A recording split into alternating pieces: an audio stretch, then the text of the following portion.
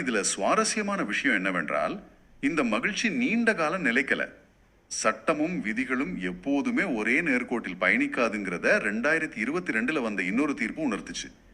ஒரு நிமிஷம். எல்லாமே சட்டப்படியே உச்ச நீதிமன்றத்தோட வழிகாட்டுதல் படிதான் நடந்துட்டு இருந்துச்சு. அப்புறம் எப்படி இந்த பிரச்சனை மீண்டும் விஸ்வரூபம் எடுத்தது? 2022ல என்ன நடந்தது? 2022ல உச்ச நீதிமன்றத்துல சுனில்குமார் வழக்கின் தீர்ப்பு வந்தது. இது ஒட்டுமொத்த பலகையே அப்படியே தரகிழா மாறிடுச்சு. ஓ, இந்த கட்டுரை அந்த திருப்பத்தை ரொம்ப தெளிவா பதிவு செஞ்சிருக்கு.